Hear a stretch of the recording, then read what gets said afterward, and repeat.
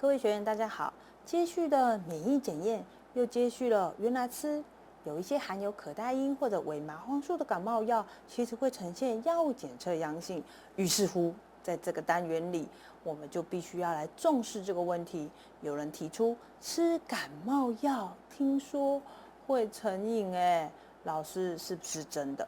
今天我们就这个主题来仔细的了解，到底会不会呈现成瘾的现况呢？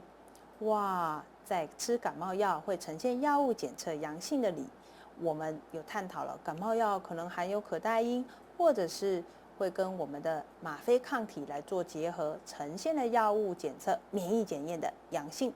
另外一大类的感冒药则是含有伪麻黄素，会跟辨认甲基安非他命的抗体做结合，呈现甲基安非他命免疫检验的阳性。哇，那吃这一些会不会成瘾呢？哎，马斯又是你了，你吃了一大堆，又来问问题。哎，马斯就又提到了，如果吃了感冒药以后呈现药物检验阳性，那到底会不会成瘾啊？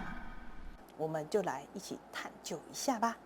好，其实在一大类的一个感冒药就是可待因了。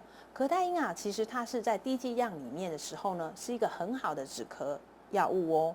但是当它剂量很高的时候，又会有成瘾的危害性。那我们怎么面对可待因这样的一个药物呢？一体两面，低剂量 OK， 高剂量不行。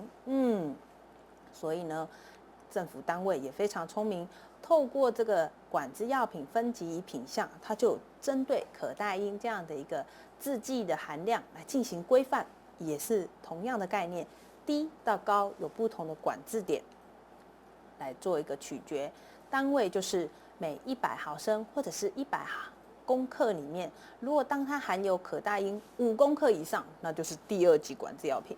那如果是1公克到5公克之间，就列在第3级的管制药品。那如果也不到1公克呢，就算第4级的管制药品啦。果然是透过浓度的不同来进行管制程度的严格与否呢？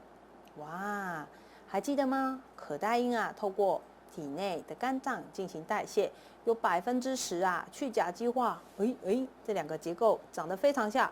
去甲基化之后，可待因就变成了吗啡了。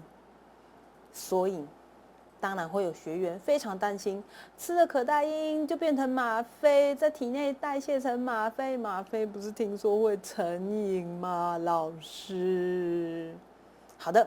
那我们继续利用一些小小的计算方式来厘清到底会不会成瘾这样的问题哦。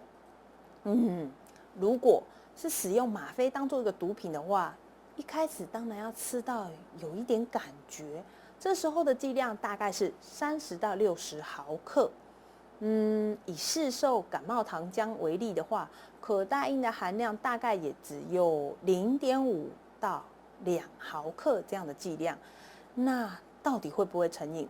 我们来一起算算看。有刚刚的讯息，你觉得会不会成瘾呢？会，不会，可能会。我们现在先拿一张纸写下来好吗？一样透过5秒钟来决定一下。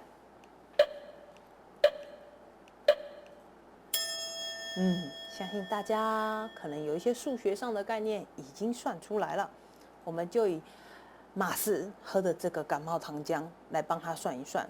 他今天喝的是这个健康可得莲的一个糖浆，它是属于第4级的管制药品，里面含的可待因含量是0.48毫克，有点难算哈，我们一起把它算成0.5毫克吧。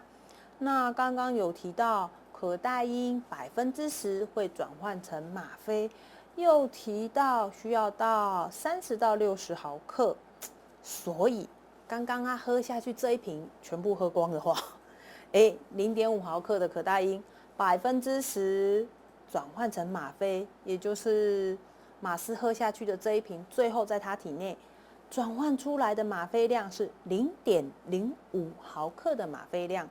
那刚刚有提到，至少要30毫克才会有生理上的成瘾性，把它一相除，哇，天哪，马斯要喝到600瓶，都快压垮马斯了，喝得了那么多瓶吗？所以针对吃感冒药会不会造成生理上的成瘾性，我个人保持非常保守的态度。要叫马斯喝到600停才能造成生理上的成瘾，我看是相当困难。因此啊，我们在面对这样的问题时，吃感冒药会不会造成生理上的成瘾问题？其实啊，只要遵照医生的指示，另外呢，不擅自的长期使用，其实就可以避免掉这些成瘾性的危害哦。药物可以帮助人，毒品会让你痛苦，所以这样的一个可待因也是一体两面，我们能够成功的运用它，而不让它控制，也是一个上之选的选择。各位学员，希望透过这个小小的数学计算题，让大家对于吃感冒药到底会不会成瘾有更深刻的了解哦。